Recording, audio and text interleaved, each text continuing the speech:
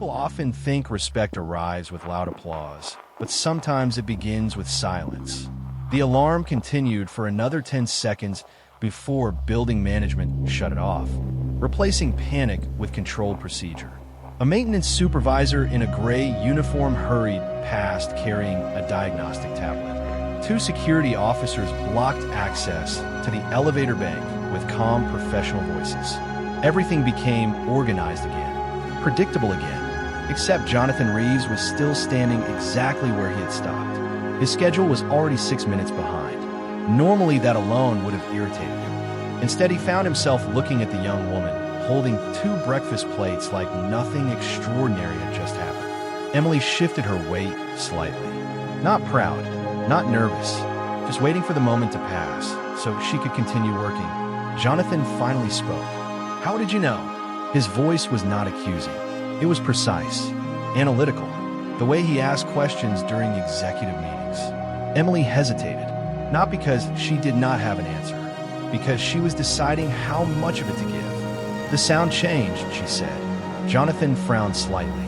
"The sound." She nodded once. Elevator cables usually produce a steady harmonic vibration.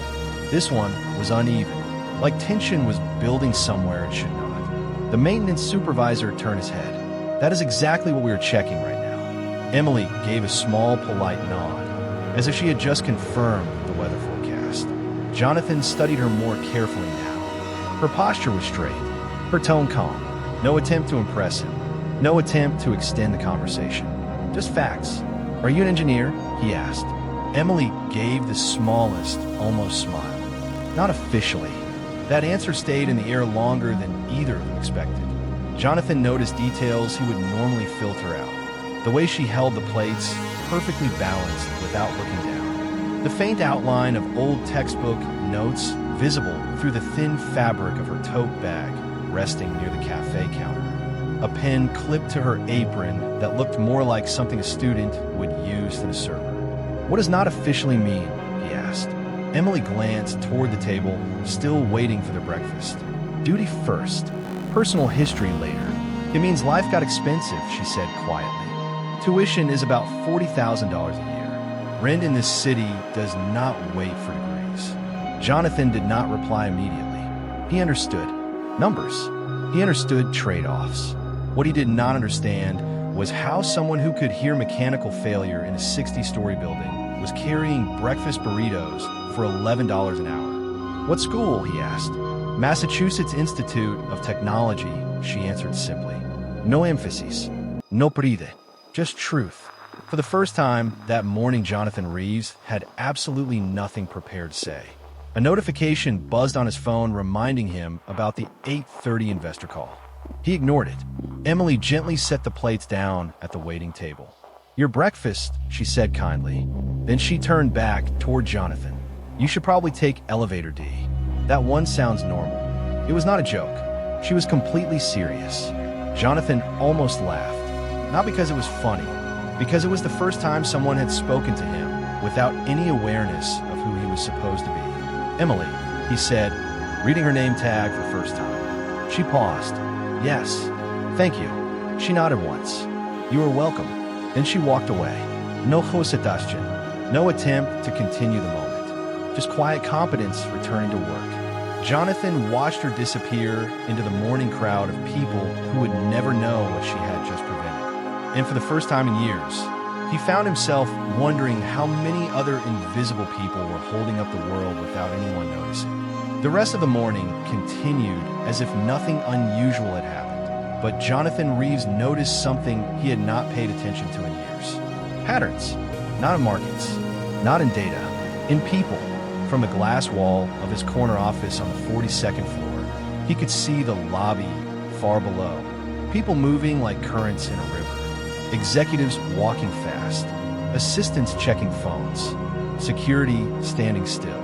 And one small figure in black and white uniform moving with quiet purpose between them all. Emily Carter did not rush. She did not slow down. She moved with the efficiency of someone who understood systems. Jonathan leaned slightly closer to the glass. Something about her timing caught his attention. She anticipated needs before customers raised their hands. She refilled coffee before cups were empty. She adjusted a chair before someone asked.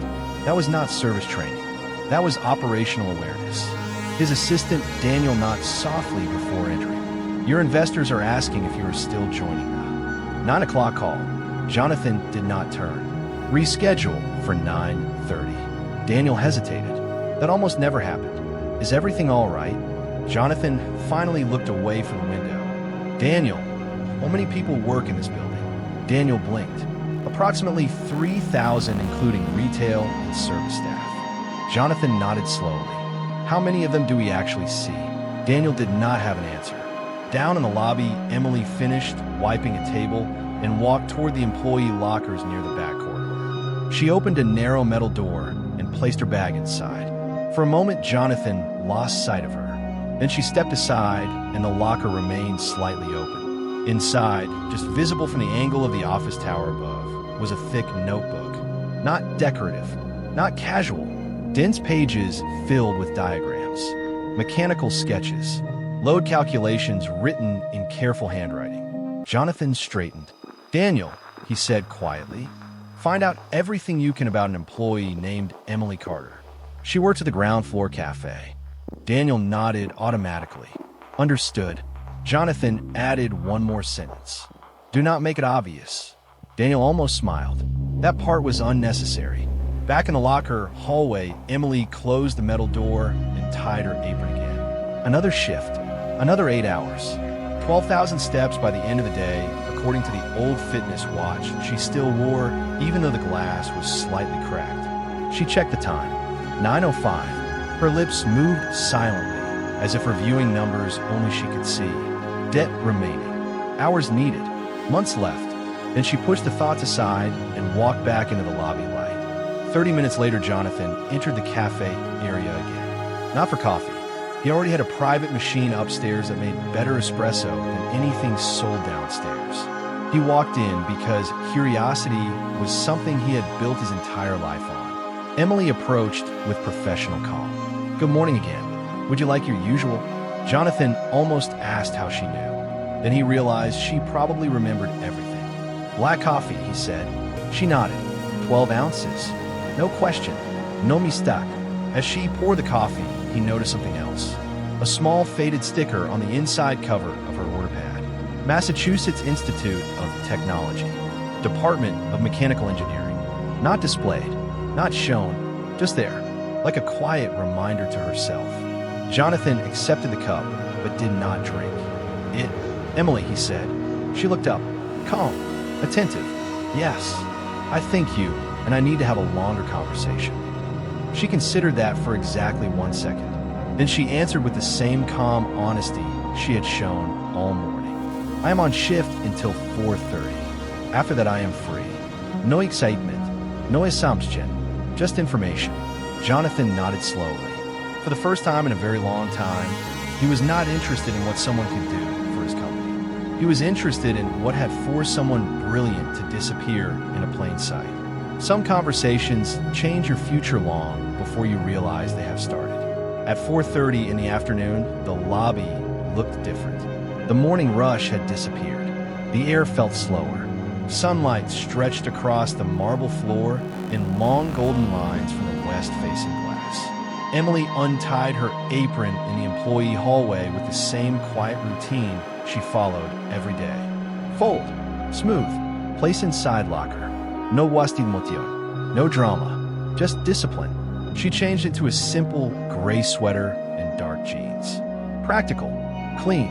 Unremarkable. The kind of clothes designed not to attract attention. As she reached for her bag, her fingers brushed the edge of the engineering notebook. She paused, just for a moment. Then she opened it. Pages filled with calculations. Elevator load tolerances. Cable fatigue estimates. Safety redundancy notes written months ago during late nights she never told anyone about. She traced one equation lightly with her finger like someone checking an old map. Then she closed the notebook again. That life was still there, just waiting. Jonathan Reeves was already sitting at a small corner table when she returned to the cafe floor. No security team, no assistant, No phone in his hand. That alone made him look different. Less like a headline, more like a person. He stood when she approached. Not out of habit, out of respect. "Thank you for meeting with me," he said. Emily sat across from him, calm but alert. "You said you wanted a conversation." Jonathan nodded. "I did."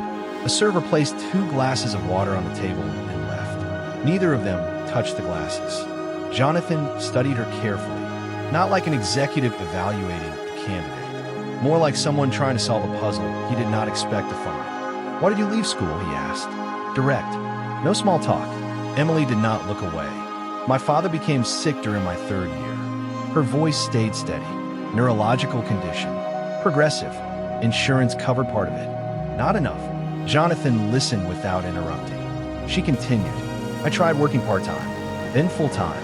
Eventually the math stopped working." She gave a small shrug. Not bitter, just factual. "So I took a leave of absence." Jonathan asked quietly. "Temporary."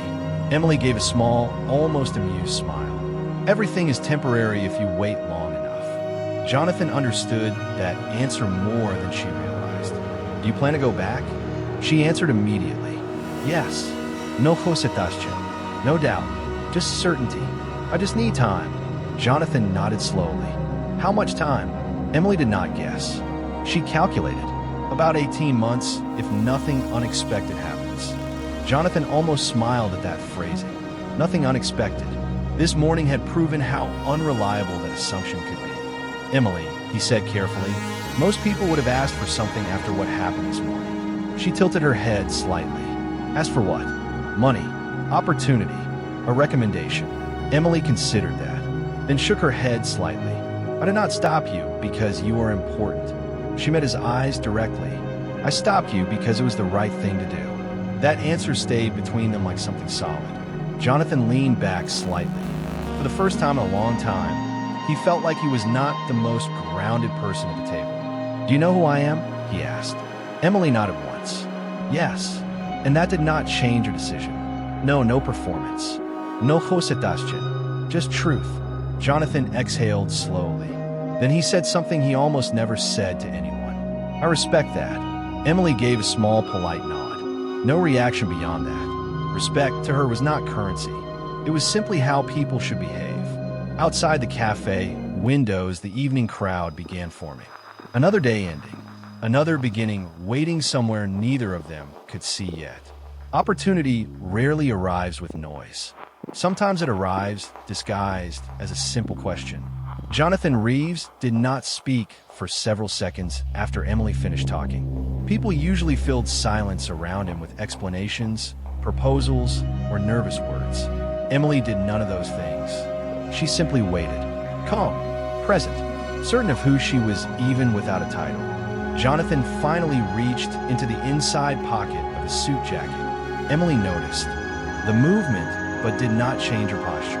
He placed a business card on the table between them. Thick white stock, minimalist design, just a name, a direct number. No question. "This is not charity," he said quietly. Emily did not touch the card. "Then what is it?" Jonathan answered without hesitation. "A door." That made her eyebrow move slightly. Not surprise. Interest. He continued. "My company runs 12 major buildings in this city. We spend millions every year on safety systems. Consultants, engineers, audits." He paused. "None of them noticed what you noticed." Emily finally looked at the card but still did not reach for it. "I was just listening." Jonathan shook his head slightly. "No, you were understanding. That distinction mattered. I would like you to come in for a technical evaluation," he continued. "Not an interview, an evaluation. I want to see how you think." Emily asked the only question that mattered to her. "Based on ability." Jonathan nodded. "Only ability." She asked another. "And if I am not what you expect?" Jonathan did not hesitate. "Then nothing changes. You keep the card, you keep your dignity, and we both continue our lives." That answer seemed to satisfy something invisible in her. She picked up the card, turned it once in her fingers, then placed it carefully into her bag next to the old engineering notebook. Not like a lottery ticket, like a tool. "All right," she said. Jonathan studied her expression. No excitement, no relief, just quiet acceptance. You are not surprised, he observed. Emily gave a small, thoughtful smile. I learned a long time ago not to celebrate possibilities, only results. Jonathan almost laughed softly. That sounded exactly like something he would have said 10 years ago. Fair enough, he replied. Outside, the sky had turned deep orange behind the glass towers, the city moving into evening rhythm. Emily stood. I should go. I have a bus to catch. Jonathan checked his watch automatically. Where do you live? Queens, she answered. About 45 minutes if traffic is kind. Jonathan nodded. Do you always take the bus after saving billionaires? Emily almost smiled again. I always take the bus. That answer stayed with him. As she walked toward the exit, he noticed something else. She held herself exactly the same way she had that morning. No difference. No adjustment. As if nothing about her value depended on what had just happened. At the revolving door, she paused, turned slightly. Mr. Reeves. He looked up. Yes.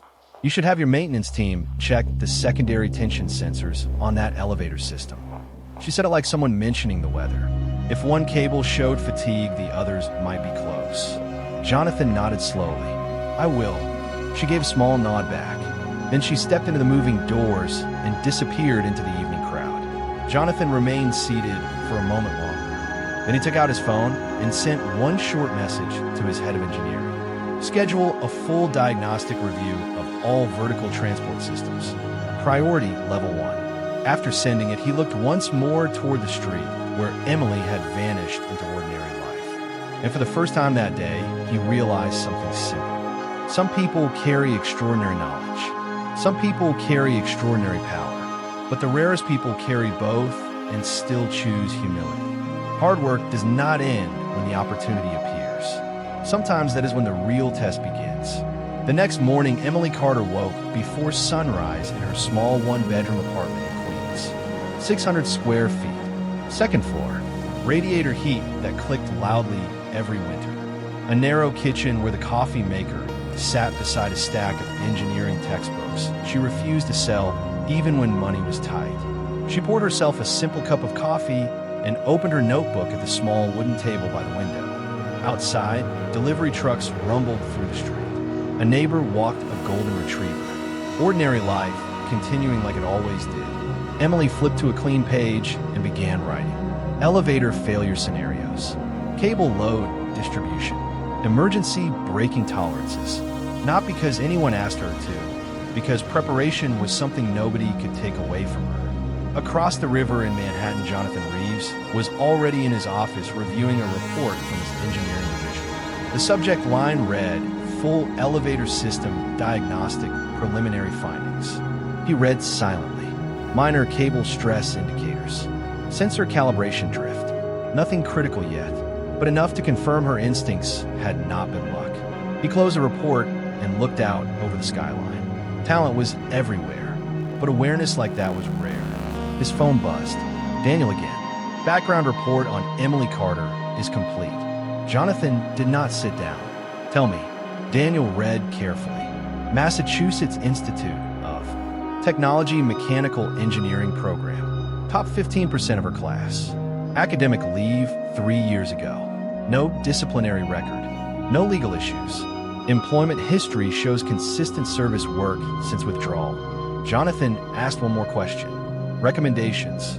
Daniel paused. 2 professors submitted leave letters stating she demonstrated exceptional diagnostic reasoning and systems thinking. Jonathan nodded slowly. Exactly what he had seen in the lobby. Meanwhile, Emily checked the time. 7:45. She dressed simply. Dark slacks. Clean white blouse. The same clothes she would have worn for any shift. The only difference was the small leather folder she carried containing copies of her old transcripts.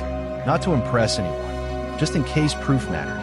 At 8:30, she stepped into Reeves' financial tower again. Same marble floor, same polished glass, same people moving past her without recognition. Only today, she was not carrying a coffee tray. She approached the reception desk. I am here to see Mr. Reeves. The receptionist checked the schedule, then looked up with a slightly different expression than yesterday. He is expecting you. That sentence felt different than anything she had heard in a long time. Expecting you, not serving. Not assisting, not invisible, just expected. Upstairs, Jonathan stood as she entered the conference room. No audience, no panel, just a table, a whiteboard, a marker. "Good morning, Emily. Good morning." He gestured toward the board. "I have a problem. Walk me through how you would approach it." No speech, no formalities, just the work. Emily stepped forward. He described a recurring vibration issue in one of his older buildings. She did not interrupt. She listened. Then she began drawing. Clean lines, low paths, stress points. Her voice steady, clear, no wasted words. 20 minutes passed unnoticed. Jonathan did not ask questions. He observed how she thought, not what she knew. When she finished, she placed a marker down exactly where she found it. Silence followed. Then Jonathan said something simple. "You never stopped being an engineer, did you?" Emily answered just as simply, "No, I just stopped getting paid for it." For the first time since they met, Jonathan allowed himself a small, genuine smile. Not because he had found talent, because he had found someone who never let difficulty change who she was. Real recognition does not arrive with applause. It arrives with responsibility. Jonathan Reeves did not speak immediately after Emily finished her explanation at the whiteboard. Instead, he walked closer to examine the diagram she had drawn. Her handwriting was precise. Her load arrows clean. Every assumption labeled. Novia spork. No exaggeration. Just logic. "You identified the secondary resonance problem in less than 20 minutes, he said quietly. Emily answered without pride. "The vibration pattern you described suggested harmonic amplification between floors 20 and 25. That usually means structural transmission, not just machinery wear." Jonathan nodded slowly. That was exactly what his senior consultants had missed for 3 months. He walked back to the table and slid a thin folder toward her. Inside was not a contract. Not yet. Just a single page. Technical assessment results from her whiteboard session. At the bottom was a number. A starting salary. Emily looked at it without reaction. Then she looked back at him. "I have not accepted anything yet." Jonathan appreciated that answer. "That is why this is not an offer." He paused slightly. "It is an option." Emily closed the folder gently. "What kind of option?" Jonathan rested his hands lightly on the table. "A conditional engineering position. Flexible hours so you can finish your degree. Full tuition assistance if you return to school. You earn everything. Nothing is given." Emily did not answer immediately. Her mind moved through the same process she used for technical problems. Risk, stability, long-term impact. Finally, she asked one question. "Why?" Jonathan did not give a speech. Because ability should not disappear just because life gets difficult. That answer stayed between them. Emily finally spoke. "I cannot accept help that is based on gratitude." Jonathan shook his head slightly. "Good, because this is based on return on investment." That made the smallest hint of humor touch her expression. A language they both understood. Numbers, value, proof. Jonathan continued. "You prevented a failure yesterday. Today you diagnosed a structural inefficiency that already has measurable value." Emily nodded slowly. That made sense to her. Jonathan added one more condition. "There is one requirement." Emily waited. "You finish what you started. You go back and complete your engineering degree." She considered that carefully, not because she doubted herself, because she understood commitment. "Then I accept the evaluation period," she said finally. Not celebration, not relief, just decision. Jonathan extended his hand. She shook it once. Firm, professional, equal, no imbalance, no hositashchen. As she gathered her folder, Jonathan noticed something else. She did not ask about titles. She did not ask about offices. She only asked one final practical question. "When do I start?" Jonathan answered simply. "Monday morning, 8 o'clock." Emily nodded. "Then I will be here at 7:45. Jonathan believed her. As she walked toward the door, he realized something rare had just happened. Not a rescue, not a favor, a correction. Talent had simply found its proper place again. And sometimes the most powerful thing one person can do for another is not to lift them up. It is simply to remove the obstacles that were never supposed to be there in the first place. The first day of a new life rarely feels dramatic. Sometimes it feels quiet. Monday morning arrived with cold autumn air moving between the glass towers of Manhattan. At 7:43, Emily Carter stepped through the front entrance of Reeves Financial Tower carrying the same leather folder she had carried for years. The only difference was what was inside it now. Not just old notes, new plans, new schedules, new calculations of what her future might look like. She paused briefly in the lobby. The same marble floor, the same elevator bank, the same place where everything had changed without announcement. For a moment, she listened again, not out of fear, out of habit. The elevators hummed with smooth, balanced resonance. Normal operation. She nodded slightly to herself and continued forward. Upstairs, the engineering floor looked nothing like the cafe she had worked in. Wide open workstations, large monitors filled with building models, live sensor data scrolling quietly across screens, conversations filled with technical language instead of menu orders. Emily did not look intimidated. She looked attentive. Jonathan Reeves watched from across the room without announcing himself.